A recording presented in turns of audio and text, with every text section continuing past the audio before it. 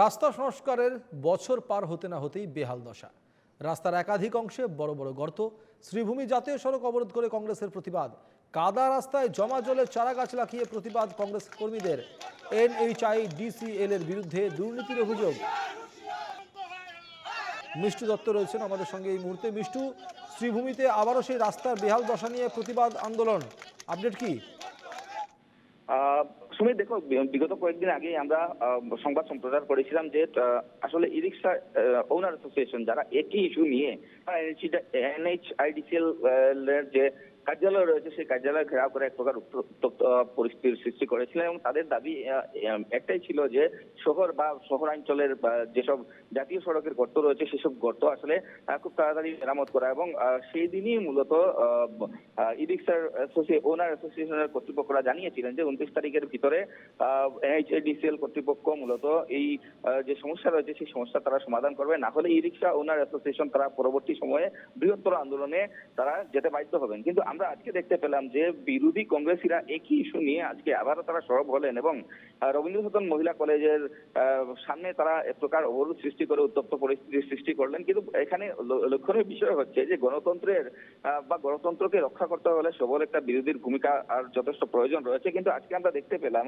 যে বিরোধীর যে ভূমিকা সেই বিরোধীর ভূমিকা দেরিতে হলেও তারা যেমন অল্প দেরিতে এই বিষয় নিয়ে সজাগ হতে আমরা দেখতে পেলাম। অন্যদিকে যেহেতু বলেছি বিরোধীর ভূমিকা সফল হতে হবে এবং বিরোধীকে ঐক্যবদ্ধ থাকতে হবে, কিন্তু আজকের যে আন্দোলন সেই আন্দোলনের যদি আমরা দৃশ্য দেখতে পাই তবে সেখানে আমরা দেখতে পাচ্ছি যে শ্রীভূমি জেলা কংগ্রেসের যিনি সভাপতি তাপস কান্তি পুরকাইত, ওনার নেতৃত্বে সামান্য কয়েকজন 10 থেকে 12 জন হবে নিশ্চয়ই, এই মুহূর্তে টিভির পর্দায় দেখা যাচ্ছে সেই ভিজুয়াল, 10 থেকে 12 জন কংগ্রেস কর্মীরা তারা এখানে আন্দোলন করছেন এবং আন্দোলন করে NHIDCL কর্তৃপক্ষের বিরুদ্ধে তারা সরব হয়েছেন। এমনকি জাতীয় সড়ক এই যে রাস্তা রয়েছে এই রাস্তাটা হচ্ছে আন্তর্জাতিক একটা সড়ক, অর্থাৎ শ্রীভূমি শহর থেকে সুতারকান্দি পর্যন্ত যাওয়া একটি ভিআইপি রাস্তা, যে ভিআইপি রাস্তার বিভিন্ন অংশে বড় বড় গর্ত সৃষ্টি হয়েছে এবং সেই গর্ত মেরামতির বিষয়টাকে নিয়ে বিরোধীরা সরব হয়েছেন। তবে সরব হয়েছেন কারা? সামান্য সংখ্যক কংগ্রেস আসলে নেতৃত্ব, কংগ্রেস কর্মী বা সমর্থক সামান্য পরিমাণে 10 থেকে 12 জন হবে।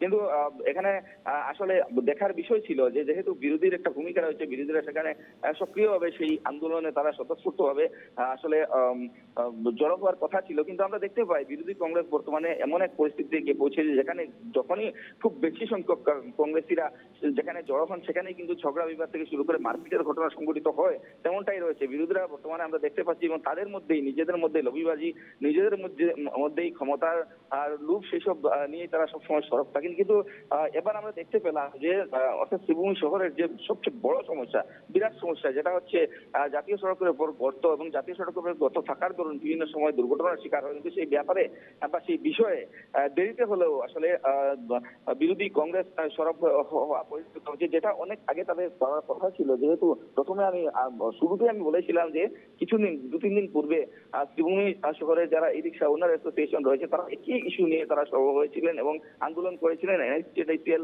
যে কার্যালয় রয়েছে সেই কার্যালয়ে তারা ঘেরাও করেছিলেন। কিন্তু যে বিষয়টা মূলত সেই ই রিক্সা অ্যাসোসিয়েশনের আগে বিরোধীদের করার কথা ছিল সেই ইস্যু নিয়ে আজকে তারা সরব হয়েছেন এবং আমরা দেখতে পেয়েছি সামান্য সংখ্যক কর্মী সমর্থকদের সঙ্গে নিয়ে RS কলেজ অর্থাৎ একদমই মিষ্টু, আমরা নজর রাখবো এই খবর দিকে আবার পরে। আপাতত তোমাকে ধন্যবাদ। আমাদের সঙ্গে ছিলেন প্রতিনিধি মিষ্টু দত্ত।